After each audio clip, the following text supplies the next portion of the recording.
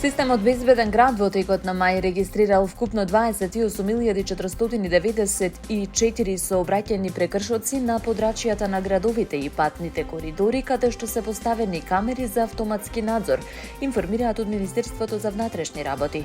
Според официјалните податоци, најголемиот број од регистрираните прекршоци се однесуваат на непочитување на ограничувањата на брзината. А во текот на месецот биле евидентирани дури 27.360 случаи на управување со возило со брзина поголема од дозволената, што представува повеќе од 95% од вкупниот број регистрирани прекршоци.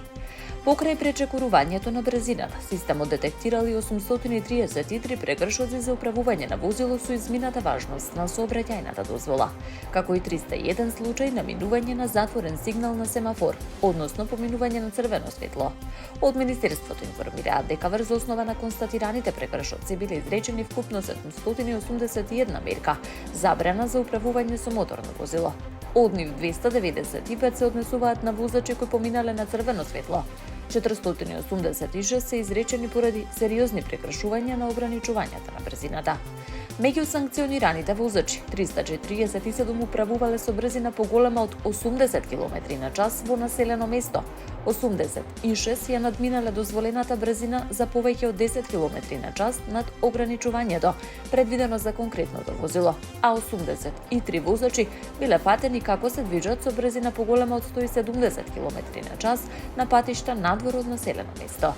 Од МВР оценуваат дека системот Безбеден град придонесува за поефикасно откривање и санкционирање на сообраќајните прекршоци, а поедно представува и важна алатка за зголемување на безбедноста на патиштата. Апелираме до сите учесници во сообраќајот да ги почитуваат сообраќајните правила и прописи и заеднички да придонесеме за побезбедни патишта, порача од Министерството за внатрешни работи. Председателката Гордана Силјановска-Давкова во Братислава уствари официјална средба со словачкиот председател Петер Пелегрини, пошто двајцата државници одржаа заедничка пресконференција на која ја нагласија важноста од натамошно зајакнување на односите меѓу двете земји. Силјановска-Давкова истакна дека станува збор за незина прва официјална посета на Словачка, оценувајќи дека таа представува можност за продлабочување на политичкиот диалог и дополнително зацврстување на веќе стабилните билатерални односи.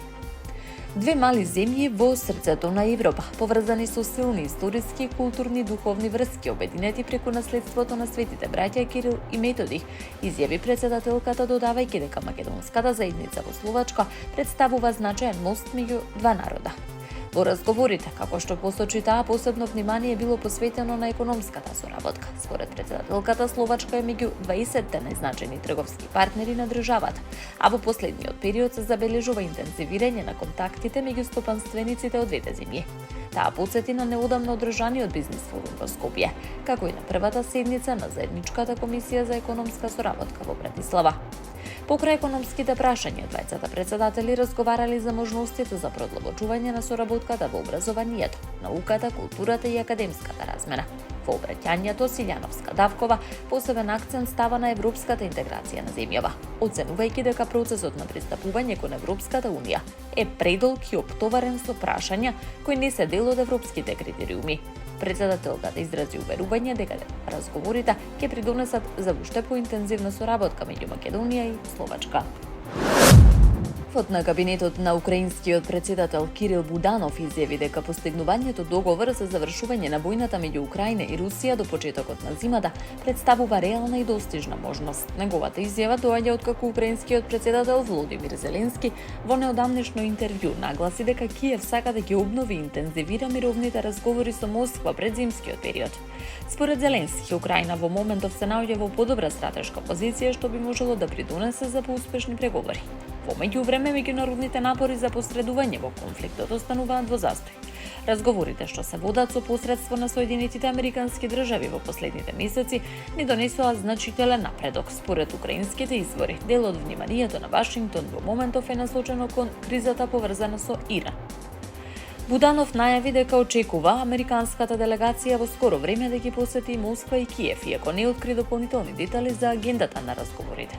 Од украинската страна се оценува дека напредокот на руските сили на фронтот е забавен во споредба со претходните месеци.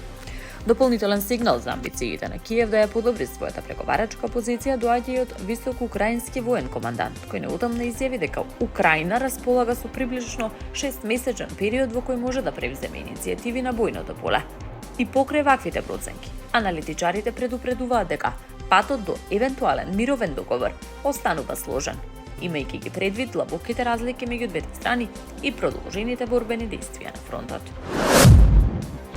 Светската метеоролошка организација предупредува дека климатскиот феномен Ел Ниньо повторно се развива во Тихиот океан и би можел значително да влијае врз временските услови во повеќе региони во светот во текот на следните месеци. Според најновите проценки на организацијата, постои голема веројатност Ел Ниньо да продолжи најмалку до ноември, носејќи повисоки температури од просекот во голем дел од светот во периодот од јуни до август. Ел Ниньо представува природен климатски феномен кој се карактеризира со периодично затоплување на површинските води во централниот и источниот дел на Тихиот океан. Обично трае меѓу 9 и 12 месеци. Има значително влијание врз глобалните временски образци. Генералната секретарка на организацијата Селесте Сало предупредува дека светот треба навремено да се подготви за можните последици од овој феномен. Треба да се подготвиме за потенцијално силен Ел Ниньо кој ќе ги интензивира сушите и обилните врнежи од дожд, како и ќе ги зголеми ризиците од топлотни бранови и на копно и во океаните, истакна Сало. Научните набљудувања покажуваат дека во екваторијалниот дел на Тихиот океан се забележани значајни промени. Температурите на површината на морето нагло се зголемиле од крајот на април до средината на мај, што е јасен показател за формирање на услови типични за Ел Ниньо.